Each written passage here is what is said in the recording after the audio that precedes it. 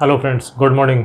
Today our topic is partnership change in profit sharing. इसमें अपन कर रहे हैं गुडविल से रिलेटेड वैल्यूएशन ऑफ गुडविल, किस तरह से गुडविल का वैल्यूएशन किया जाता है, इसके अपन प्रैक्टिकल क्वेश्चंस कर रहे हैं। आशा करता हूँ आपको ये सभी क्वेश्चंस अच्छी तरह समझ में आएंगे। पहले अपन थोड़ा सिंपल क्वेश्चन लेते हैं और फिर धीरे धीरे उसका डिफिकल्टी लेवल बढ़ाते हो जाते हैं। डिफरेंट टाइप के अपन सभी प्रैक्टिकल क्वेश्चंस करेंगे, अपन सभी तरह के मेथड्स को कवर करते हुए करेंगे। इसलिए आप इस वीडियो को ध्यान से देखें, अंत तक देखें और अपने फ्रेंड्स के साथ में शेयर करें। अपन कर रहे हैं question number 4।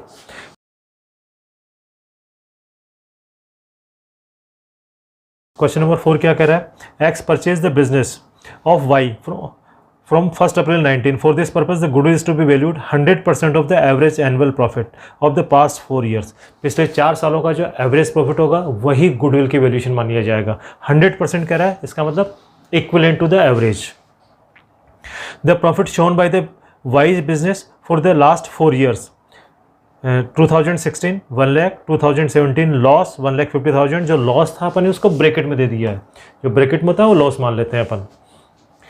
2018 150 profit and 19 120 2 lakh profit. आगे लिखा है इसमें कुछ एडजस्टमेंट दिया। After debiting the loss of stock by fire 50,000, include the voluntary retirement compensation 80,000। Verification on the books of accounts it revealed following. During the year ended 31 March 17 A machine got destroyed in accident and 60,000 was written off as loss on profit and loss account. On 1st July 17, 2 computer costing rupees 40,000 each were purchased and debited to the travelling expenses account on which the depreciation is to be charged 10% per annum or straight line methods. Calculate the value of goodwill. जब भी अपन goodwill का valuation करते हैं पहले profit को normal profit बनाते हैं, जो कुछ भी एबनॉर्मलिटी है उसको रिमूव करते हैं। जैसे इसने पहले कहा 2016 में after debiting the loss of stock 50,000 loss हो गया, loss of stock by fire abnormal loss हो गया, तो 2016 में 50,000 रुपये ऐड करेंगे plus 50,000 abnormal loss by fire 50,000 को 2016 में ऐड करेंगे।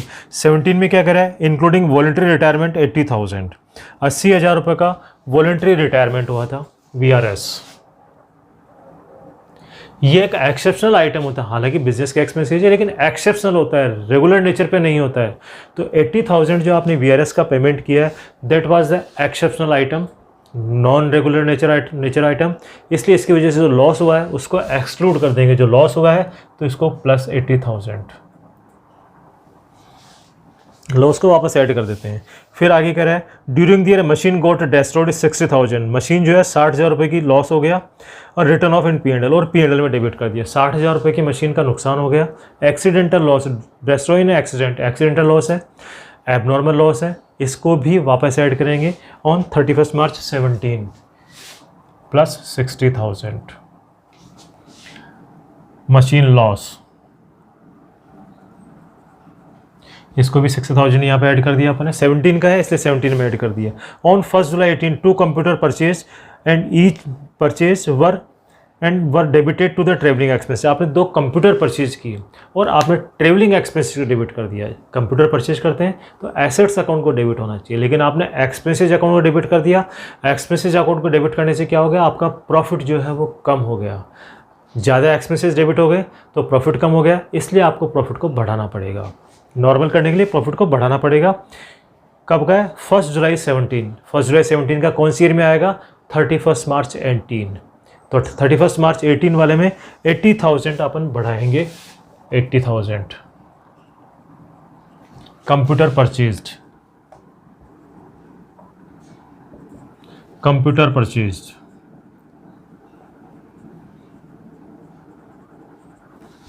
क्योंकि ये P&L में नहीं जाना चाहिए था। P&L में आपने डेबिट करके इसका प्रॉफिट कम कर दिया। अब नॉर्मल करने के लिए प्रॉफिट को वापस बढ़ाना पड़ेगा 80,000 को।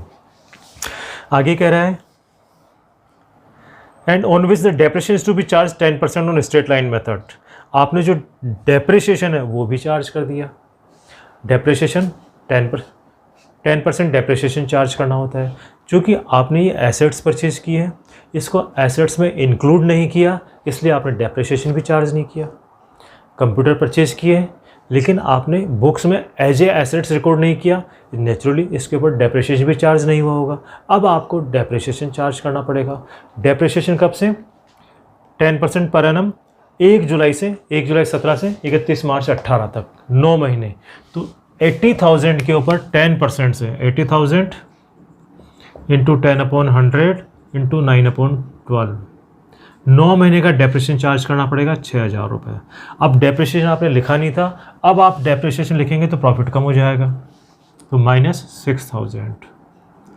18 का कर रहे हैं, इसका 19 का भी करना पड़ेगा आपको। डेप्रिसिएशन की मेथड थी straight line method. Straight line method में हमेशा ओरिजिनल कॉस्ट के ऊपर ही डेप्रिसिएशन चार्ज करते हैं। तो जो नेक्स्ट ईयर डेप्रिसिएशन होगा वो 80,000 पर डेप्रिसिएशन चार्ज करेंगे, तो -8,000। क्योंकि पहले आपने कंप्यूटर को एसेट्स में शामिल नहीं किया, इसलिए डेप्रिसिएशन चार्ज नहीं हुआ। अब आपको डेप्रिसिएशन चार्ज करना पड़ेगा, तो प्रॉफिट कम हो जाएगा आपके पास में। तो इस तरह से आपके पास में ये हो गया। अब अपन इनका एक्चुअल प्रॉफिट कैलकुलेट करेंगे, कितना कितना आता है प्रॉफिट। यहाँ पे आएगा 1,50,000, यहाँ पे आया आपके पास में 8 से 14 -10,000, यहाँ पे आएगा आपके पास में 15 और 8 23, 2 30 में से 6 गया, 2 24, 4 4 10, 15 2 30 और ठीक, और यहाँ पे -8,000 तो 192। अब इन सब को प्लस कर देंगे अपन, तो टोटल प्रॉफिट आ जाएगा। कितना हो गया आपके पास में 4 और 2 6, 9 2 11, 11 और 5 16, 16 में से 1 गया तो 15, 1 1 2 2 4 1 5, 556 डिवाइडेड बाई 1 2 3 4, 4 से डिवाइड कर देंगे इसको, तो कितना आएगा आपके पास में 4 एकम 4, 15, 4 तिया 12 और 9 चौक 36। ये आ गया आपके पास में 4 एकम 4, 15, 4 तिया 12, 3 36, 9 चौक 36। तो ये आ गई आपके पास में गुडविल आ गई 1,39,000। इसने कहा ना 100% ऑफ एवरेज प्रॉफिट, इसलिए गुडविल की वैल्यूएशन आ गई 1,39,000। अब अपन नेक्स्ट क्वेश्चन करते हैं, क्वेश्चन नंबर 8।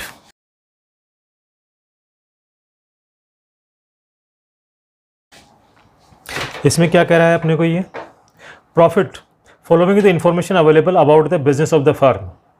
ये कह रहा है profit in 2013 40,000, 14 50,000 and 15 60,000। Non recurring income 1,000 is incurred in the profit of 2014. Profit of 2014-13 have been reduced by 6,000 because of goods were destroyed by the fire. Goods have not been insured, but it is thought to be insured them in future. The insurance premium estimated to be 400 per year. The reasonable remuneration of the proprietor of the business 6,000 per year. But it has not been taken into calculation of the above mentioned profit. Profit for 2015 include 5,000 income from investment. Goodwill is agreed to be valued 2 years purchase of weighted average of profit of the past 3 years, and the appropriate weightage are to be used 2013 1, 14 को 2 and 15 को 3। Value of goodwill calculate करनी है अपने को।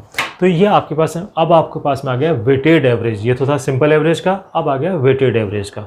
तो सबसे पहला काम होता है नॉर्मल प्रॉफिट कैलकुलेट करना। नॉर्मल प्रॉफिट में एडजस्टमेंट करेंगे अपन, क्या क्या करें एडजस्टमेंट, ये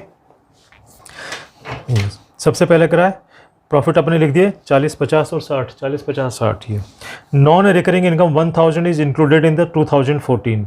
2014 में नॉन रिकरिंग इनकम इंक्लूड है 2014 में, -1,000 नॉन रिकरिंग इनकम।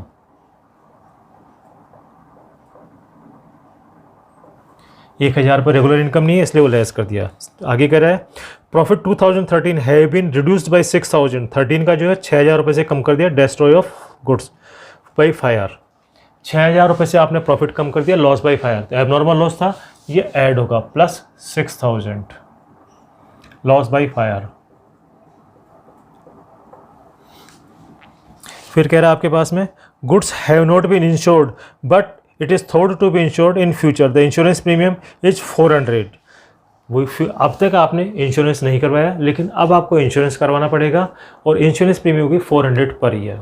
आप चाहें तो तीनों साल में से 400 रुपये कम कर सकते हैं, या एवरेज लेकर के 400 रुपये कम कर सकते हैं। लेकिन एवरेज लेकर के आप करेंगे तो वेटेड एवरेज में वो गलत हो जाएगा। इसलिए ज़्यादा बढ़िया अपने प्रैक्टिस में डालने में कि अपन हर साल लेस कर दें। क्योंकि सिंपल एवरेज में तो एवरेज में से लेस करोगे तो चल जाएगा काम, लेकिन वेटेड एवरेज केस में अगर गलती हो गई तो एवरेज गलत आ जाएगा। इसलिए ज़्यादा प्रैक्टिस में ये रहे कि फ्यूचर जो एक्सपेंसेस होते हैं अपन हर साल में से लेस कर देते हैं। इंश्योरेंस प्रीमियम -400, -400 और -400, ये तीनों में से अपन अलग अलग लेस कर देते हैं। इंश्योरेंस प्रीमियम का 400 रुपये लेस। फिर क्या कह रहा है, reasonable remuneration of the proprietor of the business 6000 per year but has not been taken into account. 6000 रुपये रेमुनरेशन, रीजनल रेमुनरेशन होना चाहिए, तो वो भी लेस कर देंगे। रेमुनरेशन -6000 रुपये, -6000 रुपये और -6000 रुपये, ये भी लेस कर देंगे अपन। Profit 2015 include 5000 from income from investment. 2015 का जो प्रॉफिट है उसमें अदर इनकम है 5000 रुपये, other than business income, investment income. अब आप अलग अलग प्रॉफिट कैलकुलेट कर लेंगे, ये आ जाएगा नॉर्मल प्रॉफिट। 40 से 46, 40 में से 400 चले जाएंगे, 39,600, 6 और 1 7, 6000 गए, 6 1 7, 43,000, 43 का मतलब 42,600, 6 4 10, 2 1 3, 4 3 9 1 10, यहाँ पे आएंगे 5 4 5 11, 12,000 चले जाएंगे तो 48,000, 48,600, 6 और 4 10, 8 1 9, 5 14 और 6 20, यस ये आ गया। अब इसको वेट से मल्टीप्लाई करेंगे, वेट से मल्टीप्लाई करेंगे। वेट क्या कह रहा है, 1 2 3 इंटू 1 इंटू 2 इंटू 3, इसको मल्टीप्लाई करेंगे, ये आएगा 39,600, 6 दूनी 12, 2 दूनी 4 1 5, 4 दूनी 8, 85,200 और ये होंगे 6 3 18, 8 3 24, 6 3 18, 1 8 3 24 1 25, 4 3 12 2 14, 5 3 15 और 14 3 42, ठीक है। अब इनका टोटल कर लेंगे तीनों का, इन तीनों का टोटल करेंगे तो क्या आएगा, फॉर्मूला क्या है, total of weights divided total of weighted product, total of product क्या आएगा, फार्मूला क्या है, टोटल ऑफ प्रोडक्ट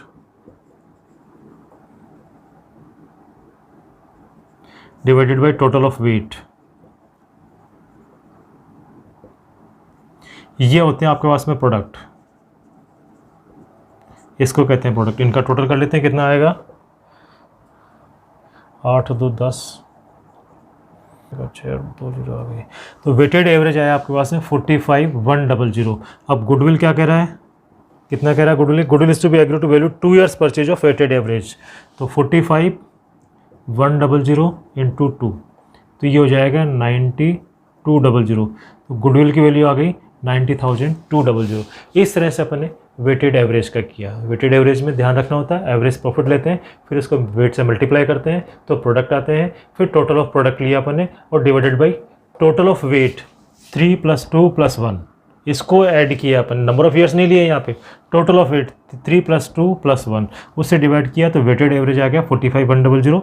उसको 2 years से मल्टीप्लाई किया, 2 years परचेज बता रहा है, इसलिए तो ये आ गया, गुडविल की वैल्यूशन आ गई 90,200। आशा करता हूँ आपको ये दोनों क्वेश्चंस अच्छी तरह समझ में आए होंगे। आप हमारे इस वीडियो को लाइक करें, चैनल को सब्सक्राइब करें और अपने फ्रेंड्स के साथ में शेयर करें ताकि उनको भी इसका एडवांटेज मिल सके। Thank you.